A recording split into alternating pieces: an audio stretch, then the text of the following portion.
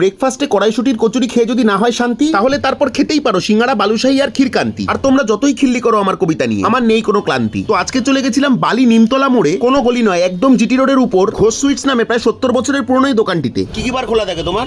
আমার ডেলি খোলা থাকে, মাঝে মাঝে রবিবার বিকালটা বন্ধ দিই। আর কটা থেকে কটা? ওই আপনারা তো খুলি 6টায়, মোটামুটি আপনি 7:30টার মধ্যে আইটেম পেয়ে যাবেন। সিঙ্গাড়া, কচুরি, তারপর জিলিপি, মালপোয়া হয় রবিবার।